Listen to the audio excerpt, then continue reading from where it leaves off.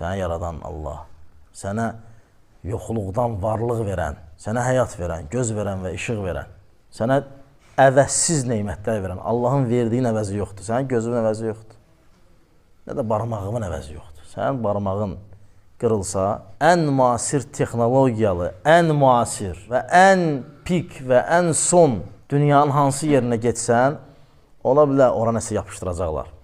O barmağın hansısa bir hissəsində. Amma sənə Allah verən barmaq olmayacaq. Onda o hisslər olmayacaq, o hüceyrələr olmayacaq. Diş qoyurlar. Allah razı olsun həkimlərdən. Amma o diş Allahın verdiyi diş deyil, o dad bilmir, o ləzzət bilmir. Sadəcə olaraq çiyniyir, doğruyur və ötürür boğazdan məlum olan orqanlara və orada həzm prosesi başlayır. Amma Allah Subhanahu verdiyi diş, o dad bilir, o zövq bilir, isti bilir, soyuq bilir. Neymət deyil, nədir bəs? Ona görə Allahın verdiyi hər bir neymət əvəzsizdir. Yoxdur əvəzi.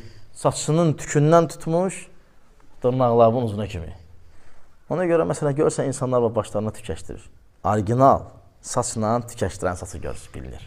Baxanda bilirsən. Çünki Rəbbimin verdiyin əvəz eləyən heç nə olmayacaq. Rəbbimin verdiyin əvəzin heç nə verməyəcək. Heç olmasa şükür eləmirsən. Heç ağlıma gəlib ki, gözə görə şükür eləmək lazımdır. Bizim gözümüz, adam fikirləşəndə bizim gözümüzü yumuruq və açırıq və qarşımızda olan bütün əşyalar və insanlar öz rəngi ilə görsənir. Aydındır, sən bir şeyi qırmızı, mən bir şeyi sarı görmürəm. Deyirik, bu qırmızı da hamı deyir ki, qırmızı, o sarıdır, sarıdır. O hansısa bir, orada gözdə olan bir hüceyrə ilə bilinir o. Allah Subhanahu qaşımızı yaradıb. Tər gələndə insandan, qaş olmasa gözünə düşər o duzlu su. Ona gəlir qaşa və qaşdan. Hələ belə yaradmayıb Allah sənə. Mən danışmıram hələ dil, qulaq, aydındır. Ayaqlar, əllər, barmaqlar və hər barmağın öz. Adam məsələn 5 dənə barmağı var, biri olmayanda öyle bir şey, böyük bir dənə şey yoxdur. Adam bəzən bir qolunu əzilir və ya çıxır, gips eləyirlər. O funksiya hansısa bir şeyi yerinə yetirmək üçün sənə bir qolun əvəzində bir də adam lazım olur. Sənin yanında. Görsən nə qədər böyük neymətdir. Heç fikirləşmirsən? Və demirsən, Allahım sən həmd olsun. Sən mənə böyük neymətlər vermişsən. Yox, bizdə belə deyil. Baxırıq, o cip sürdü, o villada qaldı. Ona baxma. O Allah sevdiyinə də verər, sevmədiyinə də. Bax imana, bax qəlbi yaşadan zikrə, şükrə. Gör, nə insanın qəlbini yaşadır? Ona meyl et. Mən, dünya və onun içindəkiləri insanın qəlbini yaşadır.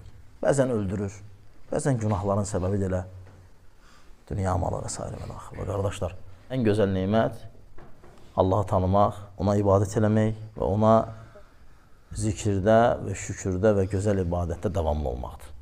Ona görə çalış, dünya həyatını qənimət bil, ondan istifadə elə. Yoxsa yevmə ya'uddu zalimu alə yədək, o gün zalim barmaqlarını dişləyəcək.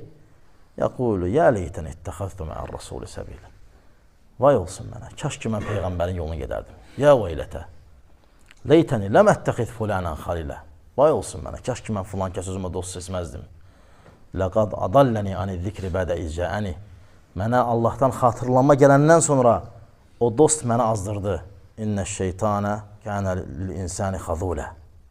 Həqiqətən şeytan insana tor quran və tələ qurandır.